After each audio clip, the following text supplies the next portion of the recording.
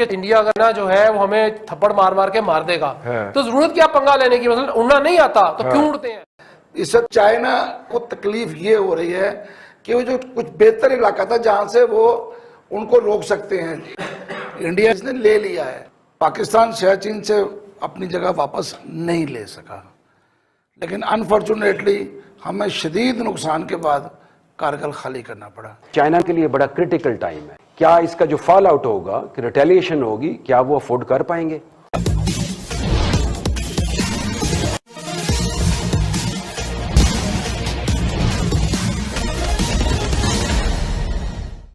पिछले 29-30 की रात भारत के सैनिकों ने चीन के सैनिकों की वैसी दुर्गति की जिसकी शायद वे कभी कल्पना भी नहीं की होंगे। पिछले 2 माह में चीनी सैनिकों द्वारा यह दूसरी बार हिमाकत की गई है। आप लोगों को यादाश्त में अभी ताज़ा ही होगा कि पहली बार 2 माह पूर्व भी चीन के सैनिकों ने भारतीय सैनिकों पर बातचीत के दौरान अचानक हमला इसी गालवान घाटी में किया था, जिसमें भारत के एक कर्नल सहित कुल 20 जवानों को वीर गति प्राप्त हुई थी और चीन के भी कुल 43 सैनिक मारे गए थे। उसी गलती को पुनः चीन ने पिछले दिनों दोहराने की कोशिश की, लेकिन अब की बार भारतीय सैनिक चौकन्ना थे और इसमें न केवल भारतीय सैनिकों ने चीनी सैनिकों की बुरी तरह दुर्गत की, बल्कि पेंगोंग लीग के फिंगर 4 और 8 के बीच एक ऐसा इलाका जिसको चीन अपना समझता था, उस पर भी अपना कब्जा जमा लिया है। पाकिस्तान के टीवी चैनल पर चल रही इस पर चर्चा में इसी बात को रेखांकित किया जा रहा है कि जिस तरह पाकिस्तान के कब्जे वाले सियाचिन पर भारत ने कब्जा कर लिया और आज तक नहीं छोड़ा, उसी तरह भारत आज जो चीन की कब्जे वाली जमीन पर अपना दावा कर लिया और कब्जा जमा लिया, उसे अब कभी नहीं छोड़ेगा। आइए सुनते हैं आगे की परिचर्चा। लद्दाख के बॉर्डर कमांडर लेवल की कोई मीटिंग हो रही थी टेंशन को ईज करने के लिए। चाइना कि वो आया है, उसने लाइन ऑफ एक्चुअल कंट्रोल की वायलेशन की है, ये वहां पे क्लैश हो गया। ऐसा नहीं होना चाहिए, जंग नहीं होनी चाहिए जी। लेकिन इसकी नौबत क्यों आ रही है, ये दूसरा है। पहले क्लैश के अंदर तो बिल्कुल ही काम खराब हो गया था और अभी वहां पे असला इस्तेमाल नहीं हो रहा और ये हाथों की लड़ाई है जी। वहां पे जो कि दोनों अफवाज लड़ रही हैं चाइनीज, वो जो है इसमें बुरी तरह फ्लॉप और बेनकाब हुए। अच्छा रिजवान साहब देखें, टेंशन तो है, होता ये है, वो जो मैं सियाचिन में रहा हुआ हूँ, मैंने ऑपरेट किया है, कोई 1 साल हमने वो एरिया को मैं बड़ी अच्छी बखूबी जानता हूँ। होता ये है, जो इस टाइप के जो ग्लेशियर्स टाइप के एरियाज होते हैं, जो वहाँ पे जब कोई भी कैप्चर कर लेता है तो वो वकेट कराना बड़ा मुश्किल हो जाता है। पाकिस्तान और आप देख लें, हमने 3 जंगें लड़ ली हैं और हिंदुस्तान का और हमारा मुआवजना आप करें तो वो भी एक बड़ा मुल्क है, बड़ा मुश्किल हो जाता है कैप्चर करना।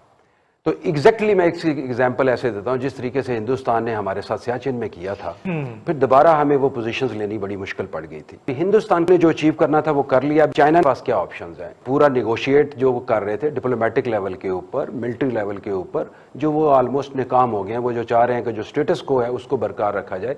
चाइना के पास जो ऑप्शन है वो ये है, पहली ऑप्शन तो ये है कि वो फुल फ्लैज उसको रिटेलिएशन पे जाए और इसी पे जंग लड़े, और इंडिया को भी ये पता है कि वो लेना बड़ा मुश्किल है क्योंकि ऑलरेडी ऑक्युपाइड पोजीशंस हैं।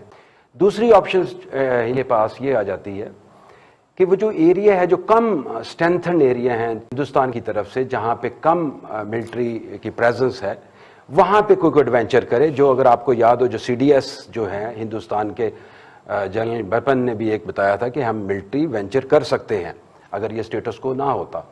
तो अगर इन केस हिंदुस्तान की जहां लेस प्रेजेंस है वहां इन चाइना कोई मिस एडवेंचर करता है, लेकिन फिर दूसरी चीज उनके ज़हन में ये भी होनी चाहिए, वहां पे थिंक टैंक्स प्रिवेल करते हैं, वो ये भी सोचेंगे क्या इसका जो फॉल आउट होगा, कि रिटेलिएशन होगी, क्या वो अफोर्ड कर पाएंगे। चाइना के लिए बड़ा क्रिटिकल टाइम है और अगर वो ये इसका बदला लेते हैं यहीं पे इस प्रेजेंट एरिया में, वो नामुमकिन है क्योंकि मैंने आपको जोग्राफिकल एरिया की लोकेशंस और उसकी प्रॉब्लम बता दी हैं कि जो डोमिनेंट प्लेसेस होती हैं उनको नहीं कर सकते, और जो दूसरा लेस ऑक्युपाइड एरियाज हैं वहां पे वो कर सकते हैं, लेकिन वो एक उसका जो फॉल आउट आएगा, जो चाइना इसको अफोर्ड कर सकेगा, वो एक बड़ा क्रिस्टल क्लियर है, जो मेरा नहीं।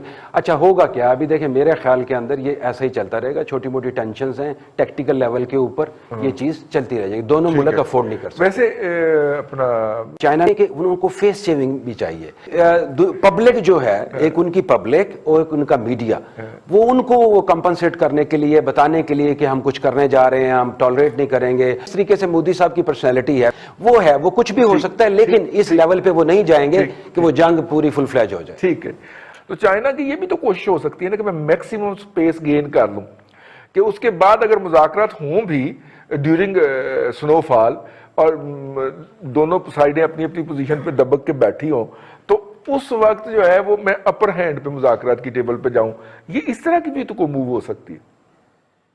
ऐसी मूव 2 दफा हो चुकी है, आपको याद होगा। इंडिया ने सियाचिन में की थी, पाकिस्तान ने कारगिल में की थी।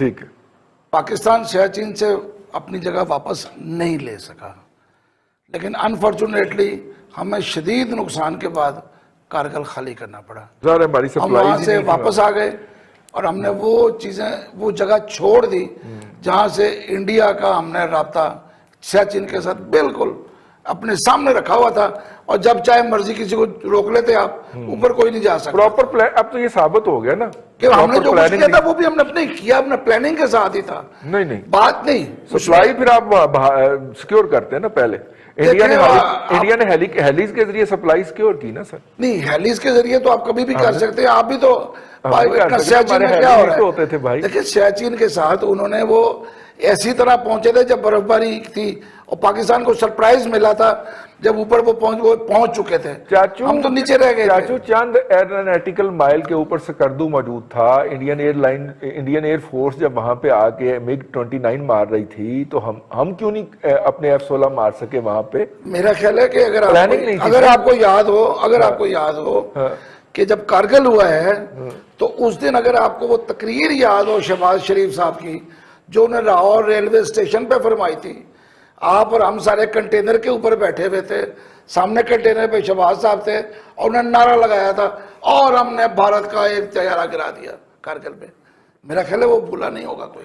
नहीं तो ये तो लेकिन उन्होंने वो भी तकरीबन जंग का स्टार्ट हो चुका था। छोड़ें ये इस बहस को। लेकिन इंडिया ने भी अब वहां तक अपना ग्रिप तो कर ली है, तो वो इतनी आसानी से वापस नहीं जाएगा। बिल्कुल ठीक है, वो पाकिस्तान नहीं। अब मुझे पता चला है इंडियन सबसे ज्यादा गालियां हमारे गेस्टों में से जिसको देते हैं वो चाचू है। कोई बात नहीं, मैं पाकिस्तानी हूं, मुझे उनकी गालियां कहा के कुछ होती है, कोई फर्क नहीं पड़ता। इंडिया चूंकि अपर हैंड पे है, इस वक्त चाइना को तकलीफ ये हो रही है कि वो जो कुछ बेहतर इलाका था जहां से वो उनको रोक सकते हैं, इंडिया ने ले लिया है। ये चीजें कुछ उसके साइडवेज भी हो रहा है। आप वो लतीफा और विंग्स भी हैं। आप वो लतीफा सुना रहे हैं कि एक साहब को एक गाड़ी टक्कर मार गई, तो वो उठ के तो रोना शुरू हो गए। उसने कहा यार शुक्र करो जान बच गई। उन्होंने कहा नहीं, गाड़ी के पीछे लिखा था कि अच्छा दोस्त फिर मिलेंगे, तो ये दोबारा आएगा।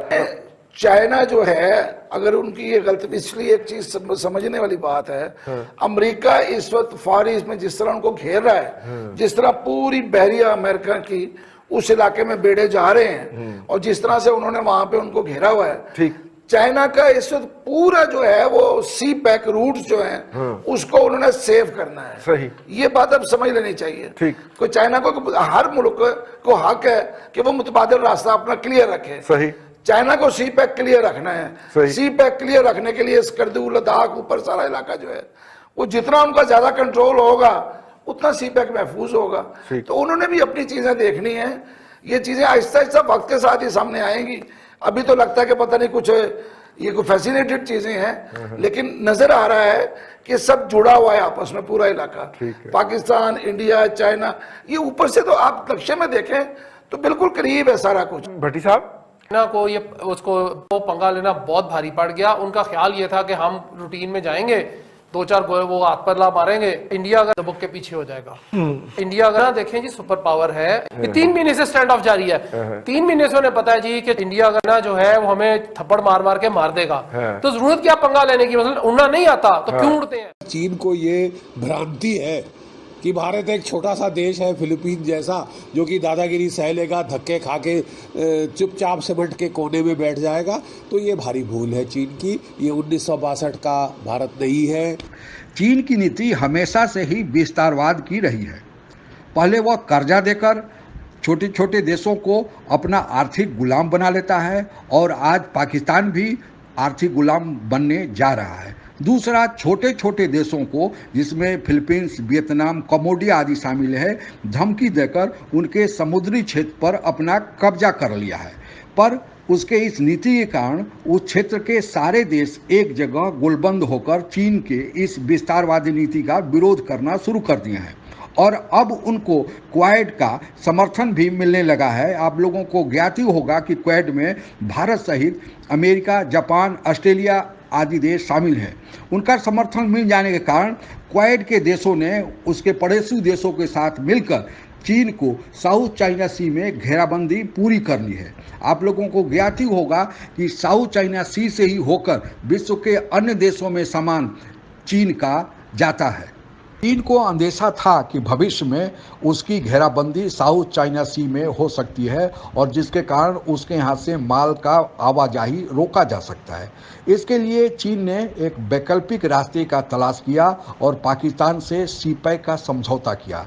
इस सीपैक के अंतर्गत चीन से काराकोरम मार्ग होकर माल पाकिस्तान और फिर ग्वादर पोर्ट होकर विश्व के अन्य देशों में जाना था, लेकिन उसको यह अंदेशा था कि इस मार्ग में भी भारत मुश्किल पैदा कर सकता है क्योंकि लद्दाख से वह इलाका नज़दीक है और लद्दाख के दौलत बेग ओल्डी में भारत ने अपना एक हवाई अड्डा स्थापित किया है तथा एक ब्रिगेड हेडक्वार्टर की स्थापना भी कर लिया है। वहां से काराकोरम मार्ग मात्र 8 किलोमीटर की दूरी पर है और भारत जब चाहे तो गोलाबारी करके उस रास्ते में अवरोध पैदा कर सकता है।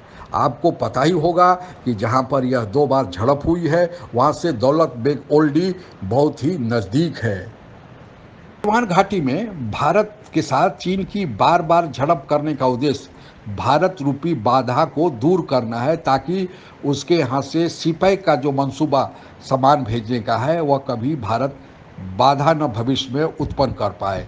लेकिन भारत के साथ हुई झड़प में चीन को यह अंदेशा आ गया है कि भारत पीछे हटने वाला नहीं है। इसलिए आप लोगों ने समाचार माध्यमों से यह सुना भी होगा कि पिछले 20 अगस्त को चीन ने ईरान के साथ एक समझौता किया है जिसमें अब उसको सीपैक की आवश्यकता नहीं रहेगी। वह चीन से सामान कजाकिस्तान, उज्बेकिस्तान और तुर्कमेनिस्तान होकर सीधे ईरान और फिर ईरान के पोर्ट से होकर विश्व के दूसरे देशों में लेकर जाएगा। चीन अपना व्यापार कैसे करे वह उसकी नीति है, लेकिन भारत के अगर 1 इंच जमीन पर वह बुरी नज़र डालेगा तो उसका वही हश्र होगा जो पिछले दिन भारतीय सैनिक उसको करते आ रहे हैं। आप अगर हमसे जुड़ा रहना चाहते हैं तो कृपया मेरे चैनल को सब्सक्राइब करें तथा बेल आइकन भी दबा दें ताकि नई वीडियो की जानकारी तुरंत आप तक पहुंच जाए। धन्यवाद। जय हिंद।